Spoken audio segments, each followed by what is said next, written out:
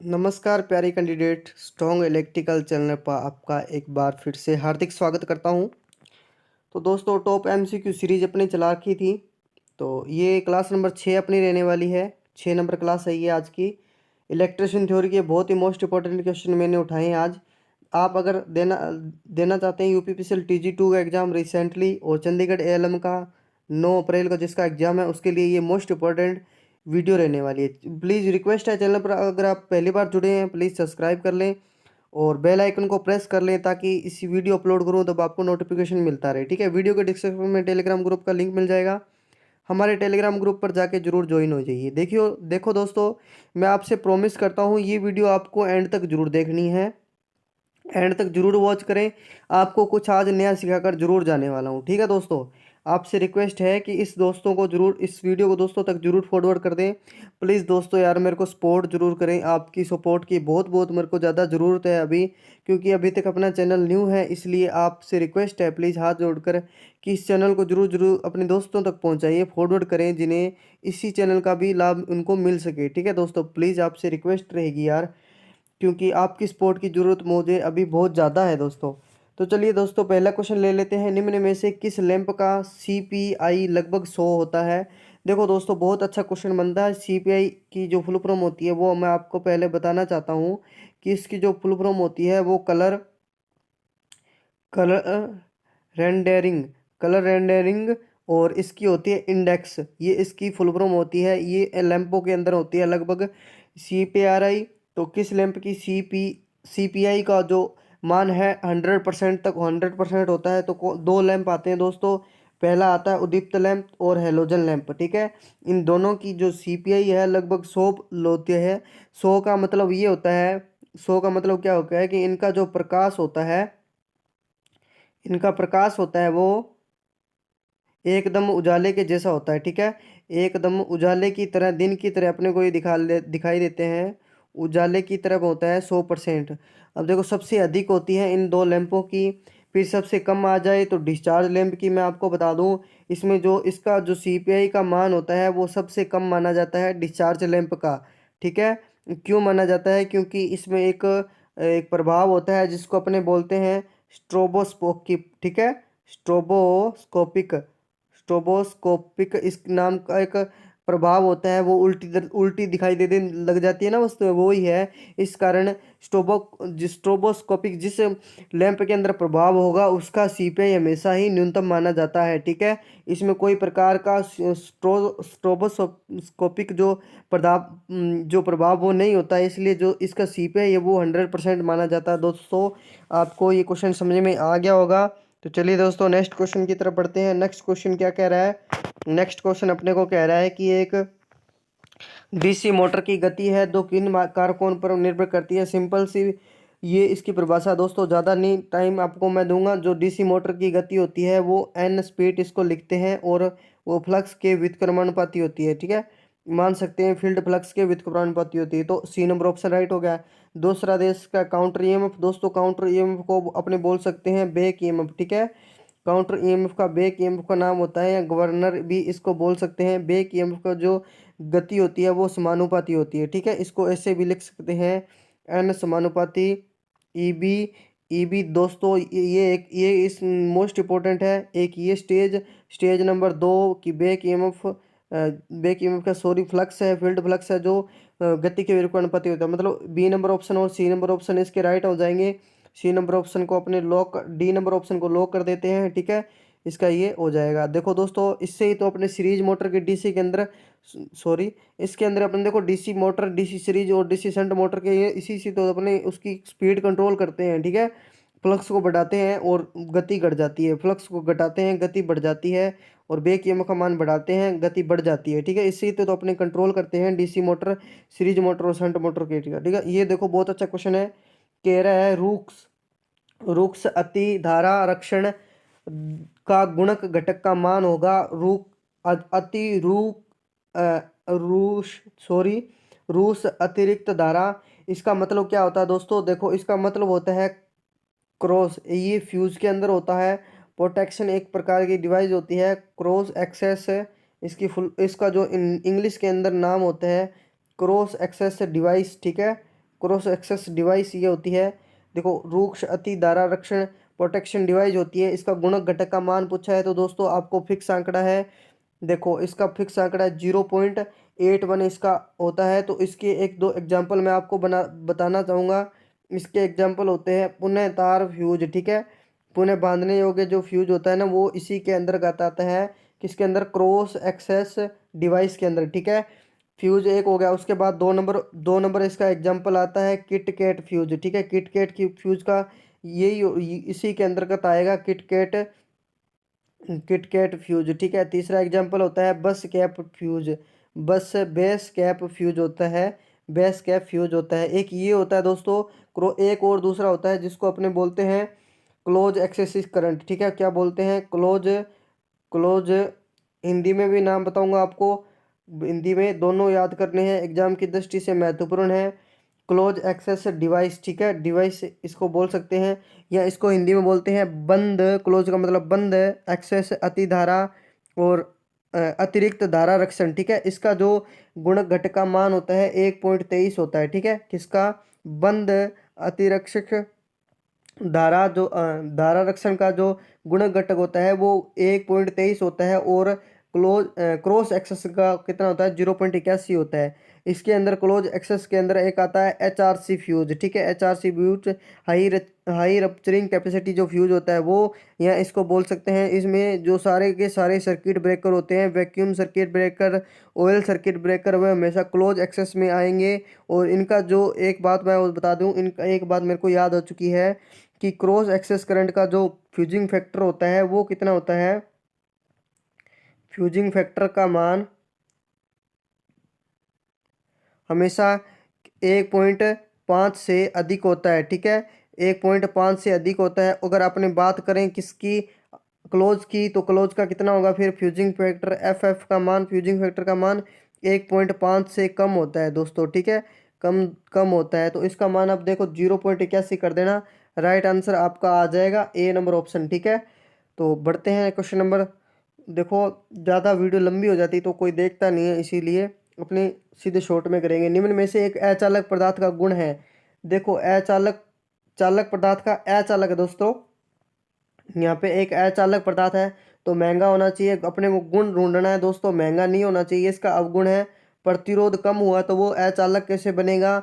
अवगुण है यांत्रिक सामर्थ्य है कम होनी चाहिए। गलत है दोस्तों, टूट जाएगा फिर तो इसका एक ही ऑप्शन राइट ऑप्शन होगा D नंबर, गैर नमी अवशोषण होना चाहिए। मतलब जो अपना अचालक पदार्थ है वो गैर मतलब नॉन हाइग्रो हाइग्रोस्कोपिक मटेरियल या धातु होनी चाहिए जो नमी को नहीं सोखती हो, गैर नमी अवशोषक होना चाहिए, है non hygroscopic.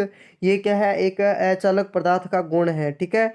D number option इसका राइट आंसर अपने कर देंगे, ठीक है, दिए गए ऑप्शन के अनुसार, ठीक है। क्वेश्चन नंबर 5 की तरफ बढ़ते हैं। क्वेश्चन नंबर 5 क्या कह रहा है कि एक वायरिंग केवल एक ही ऐसी किस्म है जिसकी योजना भवन निर्माण अपने मकान बनाते हैं मकान से बनाने से पहले ही पूर्व बनानी पड़ती है, जिसकी योजना और उस निर्माण के साथ और निर्माण करते करते उस जो वायरिंग है उसको अपने को साथ में ही करनी पड़ती है। मान लो ये कोई मकान बना रहा है तो इसकी योजना उसके साथ ही बना दी, और जो मकान बन रहा है उसके साथ साथ ही इसकी वायरिंग करनी पड़ती है अपने को। वो कौन सी प्रकार की वायरिंग कहलाता है? तो वो गुप्त कंड्यूट वायरिंग कहलाती है, ठीक है। D नंबर ऑप्शन इसका राइट आंसर हो जाएगा। कौन सी वायरिंग कहलाती है? गुप्त कंड्यूट वायरिंग कहलाती है दोस्तों, ठीक है। D नंबर ऑप्शन इसका राइट आंसर हो जाएगा 5 नंबर का। देखो दोस्तों, ये देखो आ सकता है एग्जाम के अंदर, विद्युत वायरिंग के लिए किस नियम की पालना करनी चाहिए? देखो जितने भी विद्युत के नियम होते हैं, जैसे कि आपको पता है कि छत से पंखे की दूरी, फर्श से छत की पंखे की दूरी, स्विच से फर्श से दूरी, वो दूरियां होती है ना, दो पोलों के बीच की दूरी, वो किसके अंदर कौन से नियम के अंदर इंक्लूड है? ठीक है, तो कौन से नियम के अंदर इंक्लूड है? भारतीय अधिनियम 1956 के तहत ये नियम बनाए गए थे, ठीक है। भारतीय इंडियन रूल होते हैं ये, इलेक्ट्रिसिटी इंडियन रूल्स 1956 के अंदर बनाए गए थे, ठीक है। अपने इसकी पालना करके अनुसार ही जो वर्क इलेक्ट्रिसिटी वर्क है वो अपने को करना पड़ता है, ठीक है। देखो क्वेश्चन नंबर 7 कह रहा है कि ऊंची इमारतों में जो चालक होते हैं वो नुकीले या अपने तीखे बनाए जाते हैं ऊपर सा, उसका रीजन क्या है? तो ये पहला रीजन बता रहा है कि मेघों, आवेशित मेघों को प्रतिकर्षण करने के लिए नहीं, मेघ द्वारा प्रेरित आवेश हटाने के लिए नहीं। देखो दोस्तों, सी नंबर ऑप्शन इसका राइट आंसर हो जाएगा। एंटीना का कोई काम नहीं होता है मेघ से आवेश को हटाकर पृथ्वी पर वो स्थानांतरित करने हैं। मेघ का यहाँ पर, मेघ का जो प्राविचिक शब्द होता है वो होता है बादल, ठीक है। बादल से वो क्या करता है, आवेश को हटाकर पृथ्वी पर स्थानांतरण करता है। इसकी मैंने एक क्लास थ्योरेटिकल दी हुई है बोर्ड पर, आप जाकर प्लीज़ ज़रूर देखें। और मैं आपको बता देता हूँ, जो स्टूडेंट नया है वो 6 नंबर ये वीडियो है, 5 नंबर वीडियो पहले हो चुकी है, उसको ज़रूर जाकर देखें। अच्छे अच्छे क्वेश्चन आपके लिए मैंने लाए हैं चंडीगढ़ एएलएम के लिए खास तौर से, ठीक है। सर्किट ब्रेकर एक ऐसी युक्ति है जिसका प्रयोग विद्युत विद्युत वितरण खालिस्तान की अवस्था में तोड़ने और जोड़ने का प्रयोग करते हैं। सर्किट ब्रेकर परिपथ वियोजक इसको निमी शब्द है, परिपथ वियोजक निमी शब्द इसको बोल सकते हैं। ये क्या करता है, सर्किट को तोड़ने, इसका कार्य होता है सर्किट को तोड़ने जोड़ने को, जब इसको जो रिले है वो इसको सूचना करती है, ठीक है। इसकी क्लास भी मैंने दी हुई है, तापीय रिले और एक कौन सी रिले पढ़ाई थी, तापीय रिले और ग्लूकोज रिले के बारे में मैंने पढ़ाया हुआ है, तो आप जाकर जरूर देखें इसकी पूरी वर्किंग। ये रिले इसको सूचना देती है और ये फिर अपना वर्क करता है। और ये कौन सी कंडीशन में वर्क करता है, ये दोनों कंडीशनों में वर्क करता है, असामान्य और सामान्य स्थिति में। तो ए नंबर ऑप्शन इसका राइट आंसर हो जाएगा। सर्किट ब्रेकर असामान्य और असामान्य दोनों कंडीशन में वर्क करने में सक्षम है, दोनों स्थितियों में वर्क करता है। दोस्तों ये क्वेश्चन देखो, मैंने कम्युनिटी गाइड में भी, कम्युनिटी यूट्यूब की कम्युनिटी गाइडलाइन में डाला डाला था क्वेश्चन, कि जो रेसवे वायरिंग होती है, रेसवे वायरिंग के लिए 480 वोल्टेज के लिए न्यूट्रल तार का रंग कैसा होता था। सभी बच्चे लगभग गलत जाए थे, लगभग 11% ही लोग ऐसे थे जिन्होंने राइट आंसर किया था, ठीक है। उसका आंसर था ग्रे, ठीक है, उसका आंसर था ग्रे, लेकिन सब लोग जा रहे थे, लगभग 56% लोगों ने वाइट रंग किया था। देखो दोस्तों, ऐसा अपने को नहीं करना है, मैं आपको बताऊंगा। अगर एनी कोड के, अब देखो सारे के सारे न्यूट्रल करंट मैं आपको इसमें बताने के लिए जा रहा हूँ। देखो एनी कोड है ना, एनी कोड अगर आ जाए तो अपने को क्या करना है, लाल कलर कर देना है न्यूट्रल का, ठीक है, लाल कलर कर देना है न्यूट्रल का। देखो दोस्तों, यहाँ पे अपने को जगह खाली बन गई ना, तो देखो यहाँ पे एक स्टार पॉइंट लगा लो, लिख लो अपने न्यूट्रल का। इकट्ठा कोई नहीं बताएगा दोस्तों, मैं बताता हूँ। एनी कोड के लाल हो जाएगा न्यूट्रल, न्यूट्रल का कलर, न्यूट्रल का कलर देखो दोस्तों अलग अलग होते हैं, ब्लैक नहीं होते। अपने को सभी में आईटीआई में बताया जाता है कि न्यूट्रल कलर का ब्लैक होता है, पर नहीं। अगर आ जाए 3 फेज 4 वायर के लिए न्यूट्रल तार का रंग, तो कौन सा होगा। देखो अलग अलग पेन यूज करके मैं आपको बताऊंगा, जैसा कि आपको समझ आ जाए। तो 3 फेज 4 वायर के लिए होता है काला, ठीक है, जैसा कि मार्कर आपको दिख रहा है काला, ठीक है। अब मार्कर पिंक कर देते हैं और पूछ ले अपने को, दूसरा ये अपने को पूछ ले कि 3 कोर फ्लेक्सिबल केबल, ठीक है, 3 कोर फ्लेक्सिबल फ्लेक्सिबल केबल के लिए आ जाए तो कौन सा करना है अपने को, नीला रंग कर देंगे, ठीक है। क्या कर देंगे, नीला रंग कर देंगे। अगर अपने को पूछ ले रेसवे वायरिंग के अंदर, ठीक है, रेसवे, ये न्यूट्रल तार का 3 फेज 4 वायर के लिए काला, three three core flexible cable के लिए नीला। अगर रेसवे वायरिंग के लिए पूछ ले दोस्तों, अगर अपने पास भी डिजिटल बोर्ड होता तो एमसीक्यू मैं आपको ऐसे ही करवाता, पूरा का पूरा बोर्ड भर देता है एकदम से। रेसवे वायरिंग के लिए 2 स्टेज आती है, एक तो 277 वोल्ट के लिए, देखो दोस्तों अलग अलग होते हैं, एक होता है 480 वोल्टेज के लिए, क्या होता है, एक 277 वोल्ट के लिए, एक होता है 480 वोल्ट के लिए। देखो 277 वोल्ट के लिए रेसवे वायरिंग में न्यूट्रल तार का रंग पूछे तो अपने को वाइट कर देना है दोस्तों, ठीक है, क्या कर देना है, वाइट कर देना। सफ़ेद रंग का होता है न्यूट्रल। अगर पूछे 280 के लिए तो ग्रे रंग का होता है। और आप कम्युनिटी गाइडलाइन में सभी आंसर गलत जा रहे थे, केवल 11% मात्र ऐसे बच्चे थे जिन्होंने दो, वो भाई 277 वोल्ट के लिए होता है, जिसकी तरफ आप वाट की तरफ जा रहे हो, मैंने 480 वोल्टेज उसमें लिखा है, वो ग्रे भी ऑप्शन दिया हुआ है, तो आप ग्रे ऑप्शन की तरफ जाते, ठीक है। देखो दोस्तों दोबारा समझाना चाहूँगा कि न्यूट्रल का कलर होता है 3 फेज 4 वायर के अंदर ब्लैक कलर का, सीधा सीधा सिंपल है। 3 कोर फ्लेक्सिबल केबल आ जाए तो आप नीला रंग इसमें कर देना। रेसवे वायरिंग के अंदर पूछे तो 277 वोल्ट पे वाइट हो जाएगा, और 480 वोल्टेज पे ग्रे रंग का हो जाएगा, ठीक है। और एनी एनी के अंदर पूछे तो लाल रंग का हो जाएगा, ठीक है। लाल रंग का अभी जो क्वेश्चन के अंदर आया होगा। आई होप आपको समझ में आ गया होगा, सब भर गया ना, स्क्रीन पूरी भर गई मोबाइल की। तो चलिए दोस्तों, क्वेश्चन नंबर इसको ले लेते हैं। ये क्या कर रहा है इसमें ना, ब्लैक कलर करते हैं ना तब पता क्या हो जाता है। यहाँ पे देखो सारा का सारा क्वेश्चन है इरेज हो जाता है ब्लैक कलर से। हो गया ना इरेज। अब इसको दोबारा लाते हैं, क्वेश्चन करते हैं। चलो, ज़्यादा टाइम हो जाएगा फिर। चलो, कह रहा है कि एक परिपथ वियोजन सर्किट ब्रेकर में लघु परिपथ दोष पैदा होने की स्थिति में लाइन को ट्रिप करने के लिए कौन सी युक्ति का प्रयोग करते हैं। तो कौन से करते हैं, मैग्नेटिंग, ये रिले या रिले होती है उसके अंदर चुंबकीय प्रकार की युक्ति होती है। ठीक है, उसमें उसमें कुछ नहीं होता है। ए नंबर ऑप्शन आप इसके अंदर राइट ऑप्शन कर सकते हो। ठीक है, ज़्यादा टाइम नहीं दूंगा। देखो, ये देखो, किसी प्रयोजन में, अच्छा क्वेश्चन है। कह रहा है कि किसी प्रयोजन हेतु रेसवे का चयन, रेसवे का जो चयन होता है, रेसवे की आप समझते हो, ये एक पत्ती सी होती है जिसमें यहाँ क्या, यहाँ पे बने होते हैं छेद छेद छेद छेद बने होते हैं। ठीक है, इधर से भी छेद बने होते हैं। और ये एल्यूमिनियम से निर्मित, अभी बताऊंगा मैं आपको किससे निर्मित होती है। देखो, इसके अंदर ये छेद बने होते हैं, इसके अंदर अपने वायरिंग करते हैं और इसके कनेक्शन अपने को यहाँ से जैसे जरूरतमंद है अपने वहाँ से निकाल सकते हैं। ठीक है, अच्छी भी लगती है। तो वो उसका चयन है वो किस आधार पर किया जाता है, प्रति, पहला ऑप्शन कह रहा है परिच्छेद क्षेत्रफल, दूसरा कहता है मेटल, उसका मेटल के आधार पर, तो रेसवे की मोटाई। तो इसका राइट आंसर हो जाएगा उपयुक्त सभी। ठीक है, 11 नंबर का क्या हो जाएगा, उपयुक्त सभी हो जाएगा। मैं आपको समझाना चाहूँगा कि जो प्रतिच्छेदिका है उसमें क्या है, उसका ये इसके आधार पर क्यों उसका चयन करते हैं, क्यों करते हैं कि जो सभी तार हैं वो सभी तार उसमें से समा जाए, जिसमें पाइप में से सभी तार समा जाए आराम से, ज़्यादा दिक्कत ना हो। ठीक है, और पदार्थ को बनाते हैं अपने को, पदार्थ इसके लिए जरूरी क्यों है। ठीक है, जरूरी है, इसमें जो रेडियो तरंगे होती हैं, ठीक है, रेडियो फ्रिक्वेंसी को, रेडियो आवृत्ति को, इसको बचाने के लिए उसमें पदार्थ से, कोई विशेष पदार्थ से इसे बनाया जाता है। जैसे कि इसका उपयोग कंट्रोल पैनल के लिए करें, अगर रेसवे वायरिंग के लिए अपने इसका कंट्रोल पैनल के लिए उपयोग करें तो और धातु की होती है। और ठीक है, कंट्रोल पैनल के लिए कौन सी धातु की होती है, ये तांबा प्लस पीवीसी की होती है। ठीक है, पॉलीविनाइल क्लोराइड की होती है। अगर लचीला, इसे कंट्रोल पैनल के नहीं करें, ये लचीला अपने प्रयोग करें, लचीले रेसवे वायरिंग होती है वो पीवीसी व एल्यूमिनियम की बनाई जाती है। ठीक है, यहाँ एल्यूमिनियम अपने कर सकते हैं। देखो दोस्तों, समझ में नहीं आ रहा होगा ना, तो देखो दोस्तों कि मोटाई होगी, और देखो प्रतिशत क्षेत्रफल क्यों बनाते हैं, क्योंकि ये क्षेत्रफल है ना दोनों का, जो इसमें से क्षेत्रफल है उसमें से वायरिंग आराम आसानी से आए। पदार्थ का महत्वपूर्ण क्यों है, क्योंकि देखो रेडियो आवृत्ति इसमें इफेक्ट करती है।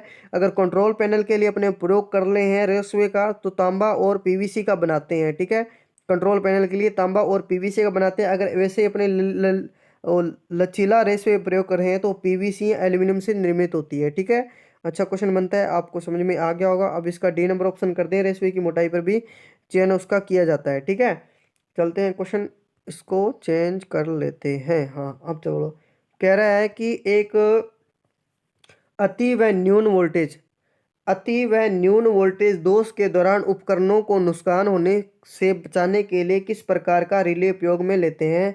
तो दोस्तों, धारा संवेदी, अतः धारा संवेदी, वोल्टेज संवेदी, लचीली संवेदी, बताओ कौन सा होगा इसमें, कौन सा अति व न्यून वोल्टेज दोष के दौरान उपकरणों को नुकसान से बचाने के लिए किस प्रकार की रिले का उपयोग किया जाता है। दोस्तों, सोच लिया होगा किस प्रकार की वोल्टेज संवेदी रिले का उपयोग अपने करते हैं अति व न्यून वोल्टेज दोष के दौरान उपकरणों के नुकसान से बचाने के लिए। सी नंबर ऑप्शन इसका राइट आंसर कर देंगे। दोस्तों, करते हैं क्वेश्चन नंबर 13 की तरफ। देखो, थर्मल शील्डिंग खालिस्तान के लिए प्रदान की जाती है। पहले मैं आपको बताना चाहूंगा, इसको बोलते हैं थर्मल शील्डिंग को विकर्ण, विकर्ण शील्डिंग। ठीक है, विकर्ण शील्डिंग इसको बोला जाता है। ये विकर्ण को बोलते हैं रेडिएशन। ठीक है, जिसमें किरणें होती है, रेडिएशन। अब आप किरणों से समझ गए होंगे कि ये जो भाग होता है थर्मल शील्डिंग का, ये होता है नाभिकीय, नाभिकीय शक्ति षड्यंत्र। ठीक है, नाभिकीय शक्ति षड्यंत्र का ये भाग होता है। ठीक है, षड्यंत्र का। और इसमें जो, जिसमें क्या होता है, विकर्ण के अंदर एक दो प्रकार के आवेश पाए जाते हैं, आवेशित और अनावेशित। ठीक है, तो इसका देखो अपने को यूज पूछ रहा है, यूज क्यों किया जाता है, तो तेज न्यूट्रल की आवेशित करने के लिए, विकर्ण से खतरा प्रचालन, ये भी कार्मिकों से ही है, उसमें से जो विकर्ण खतरा निकलता है, रेडिएशन किरणें निकलती है नाभिकीय जो विखंडन किया जाता है, तो उसमें जो कार्मिक काम कर रहे होते हैं कर्मचारी, उनको बचाने के लिए एक दीवार होती है कंक्रीट स्विमर की, रिएक्टर की दीवार को गर्म को बचाने के लिए। सारे उपयुक्त सभी इसके राइट आंसर हो जाएंगे। डी नंबर ऑप्शन की तरफ आप जा सकते हैं अगर ऐसा क्वेश्चन एग्जाम के अंदर आए तो, ठीक है। तो चलिए दोस्तों अगले क्वेश्चन की तरफ बढ़ते हैं। देखो अच्छा क्वेश्चन है, बने रहे वीडियो पर, सारे के सारे नियम आपको मैं बताना चाहूँगा। देखो कह रहा है कि निम्न में से कौन सा नियम यह बताता है कि डिस्ट्रीब्यूशन लाइन के बीच में लाइन की दूरी जो 67 मीटर होनी चाहिए, कौन सा नियम बताता है, ठीक है। तो चलिए दोस्तों पहला नियम अपने को ले लेते हैं। पहला नियम है, सॉरी ये लंबी होगी ना थोड़ी सी लाइन, आज थोड़ी लंबी हो जाएगी वीडियो, क्योंकि इसमें देखो सभी के सारे बारे में बता रहा हूँ मैं आपको। ओवरहेड जो लाइन होती है, ओवरहेड की जो लाइनें होती है कि सबसे सबसे नीचे जो कंडक्टर होता है उनकी जो पृथ्वी से दूरी कितनी रखी जाती है। ओवरहेड लाइनों की जो जो सबसे नीचे वाली कंडक्टर होता है ना, ये मान लो नीचे वाला कंडक्टर, तो उसका जो भूमि से दरार कितनी है, तो ये वाला नियम नियम 77 रूल्स 77 के अंदर आएगा, ठीक है। कौन बताता है 77 नियम, अपने को एग्जाम में पूछा भी जा सकता है कि 77 नियम क्या बताता है। तो ओवरहेड लाइन के जो नीचे वाली सबसे नीचे वाली तार होती है वो बताती है कि भूमि से उसको कितना ऊंचा रखा जाता है, ठीक है। तो 77 कर देना। देखो 79 को ले लेते हैं। 79 कह रहा है कि कम कम व मध्यम वोल्टेज वाली जो लाइनें होती है, वोल्टेज वाली जो ओवरहेड लाइनें होती है, उसकी किसी भवन की, ठीक है, किसी भवन या घर हो गया, किसी भवन की छत से ऊंचाई कितनी होनी चाहिए, छत से ऊंचाई या अपने बोल सकते हैं भवन से लाइन की दूरी कितनी होती है, वो बताता है 79, ठीक है। लंबी हो रही है वीडियो। देखो क्वेश्चन नंबर क्या कह रहा है, इसको इरेज कर देते हैं। कुछ 88 क्या कह रहा है, 88 क्या कह रहा है कि जो प्रत्येक नियम 88 यह बताता है कि प्रत्येक गार्ड वायर सुरक्षा वायर होता है ना, कि ब्रेकिंग क्षमता की ब्रेकिंग स्ट्रेंथ, ठीक है, कि ब्रेकिंग स्ट्रेंथ कितनी होनी चाहिए। नियम 88 यह बताता है कि प्रत्येक गार्ड वायर की ब्रेकिंग क्षमता है वो कितनी होनी चाहिए, 300 सॉरी दोस्तों 632.02 किलोग्राम, ठीक है, किलोग्राम होनी चाहिए। नियम 88 यह बताता है कि प्रत्येक गार्ड वायर की जो ब्रेकिंग स्ट्रेंथ है वो 632.2 किलोग्राम है। अच्छा क्वेश्चन बनता है। अब बचा ऑप्शन ए अपने को 85 क्वेश्चन। नियम 85 रूल्स यह बताता है कि डिस्ट्रीब्यूशन लाइन से जो बीच की जो लाइन के बीच की दूरी कितनी होनी चाहिए, 67 मीटर की, ठीक है। तो चलिए दोस्तों अगले क्वेश्चन की तरफ बढ़ते हैं। अगला क्वेश्चन क्या कह रहा है कि देखो, अगला क्वेश्चन कह रहा है कि लोगों की सुरक्षा के लिए एक गाय वायर का उपयोग करते हैं, ठीक है। गे वायर के लिए निचले भाग से पोल के निचले भाग के निम्न में से किस प्रकार का इंसुलेटर किया जाता है। बहुत फेमस हो चुका है, हर एग्जाम के अंदर पूछते पूछते जाते हैं। ये होती है स्टे वायर। यहाँ पे पूछ रहा है कौन सा इंसुलेटर लगा होता है, तो एक अंडाकार स्टे इंसुलेटर इसको लगाया जाता है। अब आपको बता दो ये कौन होता है, वो कितना होता है, ठीक है। मैंने कई बार आपको बताया है, और ये क्या मानव की सुरक्षा करने के लिए उपयोग में लेते हैं। दरअसल ही यहाँ पे ये अलग हो जाती है तार, ये भी अलग हो जाती है। यहाँ पे एक यहाँ अंडाकार इंसुलेटर कई बार एग्जाम के अंदर पूछा भी जा चुका है, ठीक है। अब देखो क्वेश्चन नंबर 16 क्या कह रहा है। पूरी तो नहीं देखते होंगे वीडियो आप ना, तो दोस्तों पूरी देखा करो प्लीज़ यार वीडियो। डियर माई, निम्न में से कौन सा घटक कोरोना हास के बारे में आपको मैं बताना चाहूँगा। पहले भी मैंने आपको बहुत बार बताया है कोरोना के बारे में। कोरोना इफेक्ट कहते कैसे हैं, देखो दोस्तों ये कोई तार जा रही है, तो इसमें कोरोना इफेक्ट कब वातावरण के से होता है ये, ठीक है, लगभग। तो किसके कारण प्रभावित होता है, तो उपयुक्त सभी के कारण। पहले मैं आपको बताऊंगा वातावरण के साथ भी प्रभावित होता है, संवाहक का आकार से प्रभावित होता है, संवाहक के मध्य के स्थान पर संवाहक का मतलब है कंडक्टर, ठीक है, कंडक्टर का आकार, साइज, कंडक्टर के मध्य का स्थान, एयर गैप, ठीक है। तो ये क्या करती है, मान लो कोई ये लाइन जा रही है, ठीक है, तो इसमें क्या अपने को यहाँ पे अगर ये कोरोना प्रभाव होता है तब अपने को यहाँ पे बैंगनी में, जैसा कि मार्कर है बैंगनी में, अपने को प्रकाश दिखाई देता है, ठीक है, यहाँ पे तारों के करीब में, ठीक है। और इसके करीब क्या है, O3, इसको अपने बोल सकते हैं ओजोन। O3 गैस का निर्माण हो जाता है, जिससे अपने को एक हमिंग सी की आवाज़ अपने को सुनाई देती है ना, सी सी करती है जब ओवरहेड लाइन अपने पास में जाते हैं, वो उसको हिसिंग की अवधि दोनों। हमिंग नहीं कहते हैं, हिसिंग कहते हैं। हमिंग किस में होता है, आप कमेंट करके बताओ। हमिंग किस में होता है? DC generator, motor, alternator, transformer. ठीक है, किस में होता है? तो सी की अपने दवाई देती है, वो कोरोना इफेक्ट का कारण हिसिंग कारण होती है। बैंगनी में प्रकाश अपने को दिखाई देता है, ओजोन गैस का निर्माण होता है। इसको कम करने के लिए 3 रीजन मुख्य इंपॉर्टेंट होते हैं कि ACSR, aluminium conductor, steel reinforce के तार का उपयोग करें। 2 नंबर होता है लाइन को चालकों की जो बीच की दूरी है उसको बढ़ाकर। ठीक है, 3 नंबर ऑप्शन इसका बन सकता है। लाइनों के जो लाइन का जो चालक है उनको जो व्यास है वो बढ़ाकर इसको कम किया जा सकता है। ठीक है, तो देखो दोस्तों, डी नंबर ऑप्शन इसका। आई होप आपको समझ में आ गया होगा। देखो, ये बड़ा अच्छा क्वेश्चन है, आज की दृष्टि से महत्वपूर्ण है। जिस बच्चे ने यहाँ तक वीडियो देख ली ना, वो धन्य होगा मतलब। ठीक है, मेरे को सबसे ज़्यादा इम्पोर्टेंट सब कुछ सीख लिया उसने। ये क्वेश्चन जिसको आता है, देखो, द्विकला लघुपतित दोष निम्न में से किस दोष के अंतर्गत आते हैं? ठीक है, विस्तार से मैं आपको बताना चाहूंगा कि जो सम्मित दोष होते हैं, ये वह दोष होते हैं, ये वह दोष होते हैं। लिखता कम हूं ना, बोल जाता, समझना आप, कि ये वह दोष होते हैं जिसमें अगर दोष आने पर क्या होता है, वोल्टेज फॉल्ट आने पर, दोष का मतलब फॉल्ट आने पर धारा वोल्टेज और आवर्ती, इसकी जो फ्रिक्वेंसी होती है, और कला कोण, ठीक है, इनका मान, इन 4 राशियों का मान प्रति फेज के अंदर समान रहता है। तो उसे क्या कहते हैं?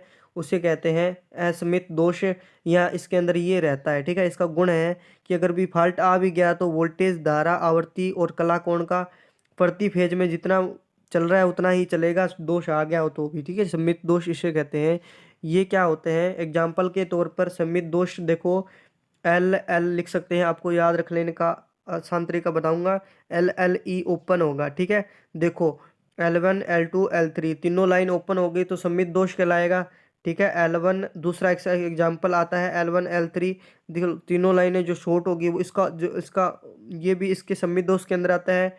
3 नंबर दोष होता है LLG, देखो तीनों लाइन ग्राउंड होगी। ठीक है, या ग्राउंड फॉल्ट हो गया तो भी तीनों लाइन ग्राउंड होगी तो इसके अंदर सम्मित दोष ही आएगा। ठीक है, और ये जो सम्मित दोष और असम्मित दोष, तो ये सामान्यतः स्थायी दोष के प्रकार होते हैं। ठीक है, अस्थायी दोष वह होता है जो क्या करता है, जिसमें इसका एक अन्य नाम होता है जिसको बोल सकते हैं क्षणिक दोष। ठीक है, क्षणिक दोष, अब आपको इसको समझ में आ गया होगा क्षणिक दोष का नाम लेते ही, कि ये वे दोष होते हैं जो थोड़ी देर बाद स्वतः ही समाप्त हो जाते हैं। ठीक है, कुछ देर आया और कुछ देर में समाप्त हो गया, खुद ही इसको ठीक करने की जरूरत नहीं होती। असमित दोष के बारे में आपको बताना चाहूँगा कि ये वह दोष होते हैं जिनमें दोष आने पर, जिसमें प्रति फेज में वोल्टेज, धारा और कला कोण और आवर्ती का मान असमान रहता है। ठीक है, असमान रहता है प्रति फेज के अंदर। तो इसमें फिर कौन से एग्जाम्पल आएंगे? इसमें एग्जाम्पल, एक पहला एग्जाम्पल अपने को दे रखा है,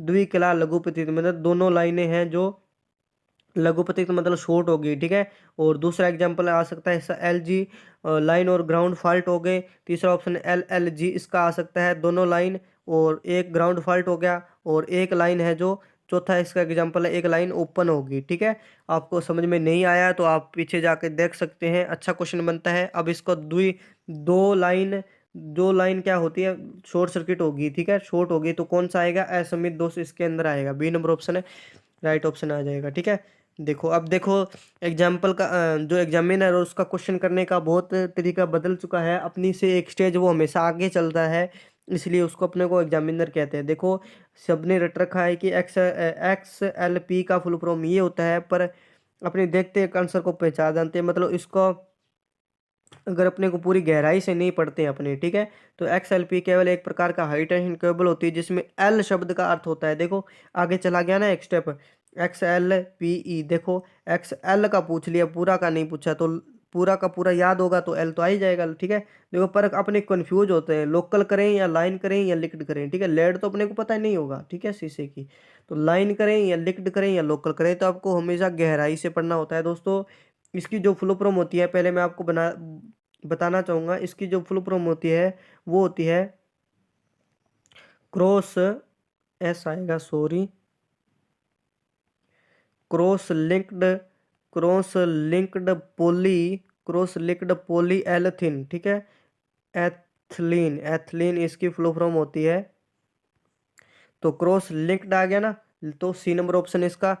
पी का पूछ ले पॉली है, ई का पूछ ले एलिथिन है, सी का पूछ ले एक्स का पूछे तो क्रॉस है, ठीक है, सी का क्रॉस ही होता है लगभग। तो लिंक्ड इसका राइट आंसर कर देंगे आप, ठीक है। तो चलिए दोस्तों, क्वेश्चन नंबर पढ़ रहा है ये, सॉरी दोस्तों थोड़ा सा गलत हो गया, इसके इसके ना नीचे है थोड़ा सा, ये इसकी 2 है, CCl2 लिख रखा है। तो पूछ रहा है लिक्विड टाइप फ्यूज में कौन सा द्रव भरा जाता है, तो बताओ कौन सा भरा जाता है, CCl। देखो दोस्तों, ऐसा एग्जाम के अंदर तो आए तो आप कर देना कार्बन टेट्रा क्लोराइड, ठीक है, कार्बन है। अब देखो CTC की तरफ जाएंगे सब, CTC तो है ही नहीं, कार्बन टेट्रा क्लोराइड को CCl4 भी बोल सकते हैं, ठीक है। Carbon tetra chloride liquid type fuse के अंदर द्रव भरा होता है, ठीक है, CCl4 राइट आंसर कर देंगे। ये देखो, इसमें मैं सारी की सारी कहानी आपको मैं बता दूंगा, ठीक है, सारी की सारी कहानी मैं आपको बता दूंगा। इसमें बहुत सारा, देखो दोस्तों 21 क्वेश्चन है आज, तो अगला क्वेश्चन ये रहेगा अपना। देखो इसमें 10 क्वेश्चन मैं आपको बताऊंगा लगभग, इसमें इसमें 20 नंबर में। तो देखो दोस्तों, चलते हैं, 10 क्वेश्चन मैं आपको इसमें बताने वाला हूँ। देखो कह रहा है एक अर्धचालक पदार्थ है जिसका जर्मेनियम जर्मेनियम एक अर्धचालक पदार्थ है, ठीक है, सिलेनियम, जर्मेनियम और सिलिकॉन और ग्रेफाइट अर्धचालक पदार्थ है। पूछा है जर्मेनियम के बारे में, एक क्वेश्चन तो यही हो गया, ठीक है। 0 डिग्री पर बैंड गैप ऊर्जा होती है, 0 डिग्री पर बैंड गैप ऊर्जा मैं आपको पहले बता देता हूँ कि 0.785 इलेक्ट्रॉन वोल्ट होती है। ऊर्जा गैप बैंड अंतराल का मात्रक इलेक्ट्रॉन वोल्ट होता है, याद रख लेना, ठीक है।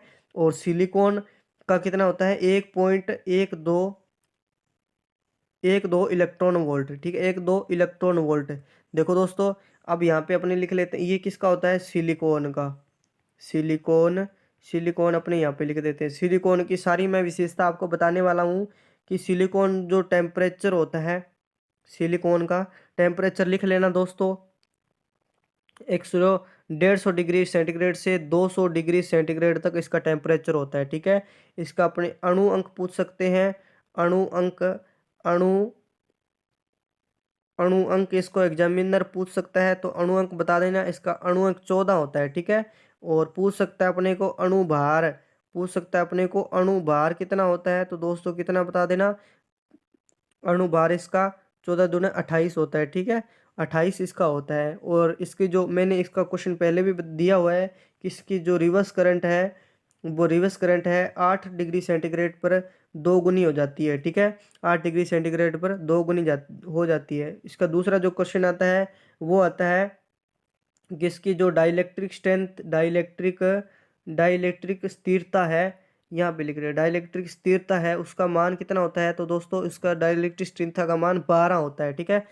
एक क्वेश्चन कितने हो गए, एक क्वेश्चन तापमान 150 से 200, अणु 2 क्वेश्चन, 3 क्वेश्चन, 4 क्वेश्चन, 5 क्वेश्चन बता दिए, ठीक है। अब ये देख लो, ये 5 मैं इसमें जर्मेनियम में बताने वाला हूँ। तो देखो दोस्तों, जर्मेनियम का जो रिवर्स करंट है वो 10 एम्पियर 10 डिग्री सेंटीग्रेड पर 2 गुनी हो जाती है, ठीक है, 2 गुनी हो जाती है।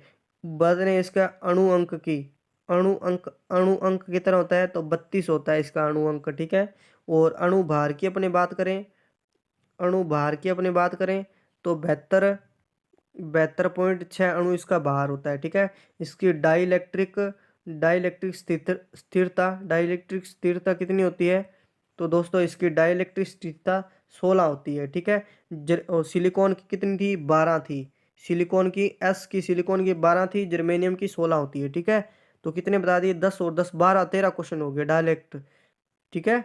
मतलब 50 क्वेश्चन से अपने ऊपर जाते हैं। देखो दोस्तों, अगला क्वेश्चन क्या कह रहा है कि यदि किसी डायोड दोनों दिशाओं के बराबर अशून्य प्रतिरोध करता है तो डायोड खालिस्तान होना चाहिए, तो डायोड खराब ही होगा, ठीक है। तो बस यार दोस्तों, आज के लिए इतना ही बहुत हो गया, मिलते हैं आपको नेक्स्ट वीडियो में, आज के लिए इतना ही, धन्यवाद।